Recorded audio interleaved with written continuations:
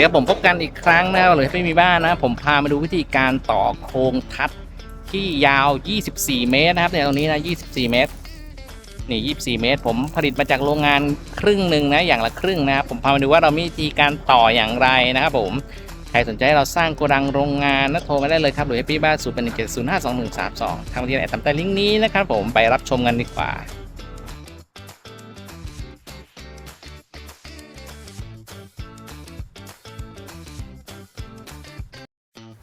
นี่คือโครงทัดหลังคากว้าง24เมตรแบบไม่มีเสากลางเราออกแบบให้ตัวโครงทัดเนี่ยแบ่งออกเป็น2ชุดเพื่อที่จะสามารถผลิตจากที่โรงงาน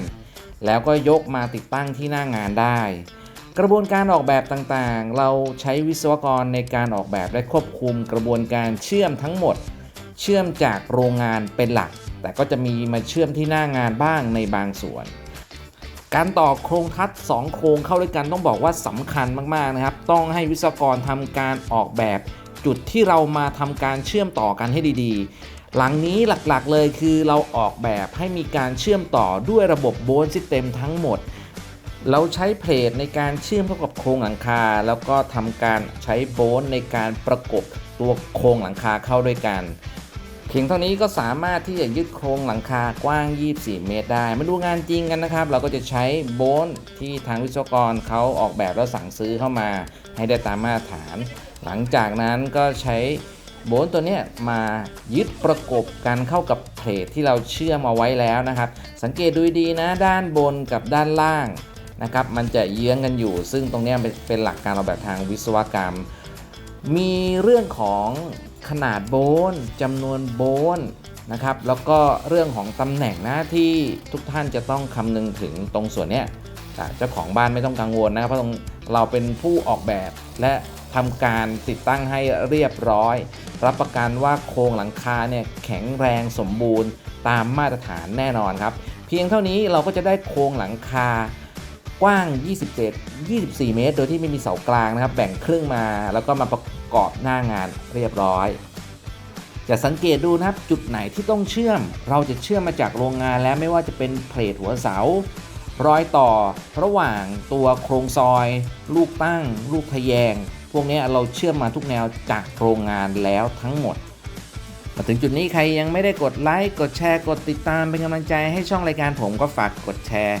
กดติดตามด้วยนะครับส่วนใครมีไอเดียอื่นก็ลองทักมาที่ใต้คลิปนี้ได้เลยเพียงแต่ว่าหลังนี้เนี่ยลูกค้าขอเพิ่มเติมมาพิเศษแน่นอนว่าก็ต้องมีค่าใช้จ่ายเพิ่มเติมนะครับลูกค้าขอให้เราทำการเชื่อมรอยต่อระหว่างโครงทัดนะครับซึ่งทางเราก็คำนวณแล้วว่าถ้าเชื่อมแน่นอนว่ามันก็ดีกว่าเดิมไหมดีกว่าแต่มันก็จะเปลืองค่าใช้จ่ายแล้วก็ไม่จำเป็นนะครับแต่ว่าอันนี้ลูกค้าต้องการ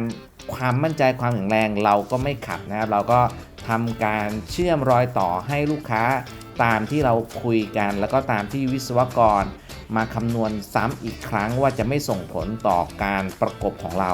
นะครับก็จะได้ออกมาในรูปแบบงานลักษณะนี้เลยครับก็คือเชื่อมตลอดแนวในบางจุดแล้วก็เชื่อมตรงรอยต่อระหว่างจุดนะครับซึ่งตรงจุดนี้ก็ต้องบอกว่าถ้าเป็นงานทั่วไปครับเราก็จะไม่ได้เชื่อมให้ทั้งหมดแบบนี้นะครับเพราะว่าเราออกแบบด้วยระบบโบนซิสเต็มแล้วหลังนี้พอเชื่อมออกมาแล้วรูปร่างหน้าตาหลังการเชื่อมก็จะเป็นลักษณะนี้เลยนะครับสิ่งที่ต้องสำคัญสิ่งที่ต้องระวังนะก็คือหลังจากเชื่อมเนี่ยต้องระวังการบิดของโครงหลังคาที่เรามาต่อกันนะครับไม่งั้นเดี๋ยวตรงกลางเนี่ยมันจะไม่ตรงนะมันจะแอนนะครับก็พยายามควบคุมเรื่องของกระแสไฟแล้วก็เรื่องของแนวเชื่อมให้เหมาะสมนะครับแต่ตอนนี้เราเทสหมดแล้วหลังจากเชื่อมมาหมดเนี่ยทุกอย่างก็ยังคงเป็นไปตามความวัตถุประสงค์เดิมที่เราจะใช้โบนซิสเต็มคือได้ตามมาตรฐานเหมือนเดิมเพียงเท่านี้เราก็ได้โครงทัดหลังคายาว24เมตรพร้อมขึ้นประกอบเข้ากับโครงเสาเรียบร้อยแล้วเดี๋ยวคลิปหน้าผมพามาดูว่าเราขึ้นประกอบโครงเสาโครงนี้กันอย่างไรนะครับ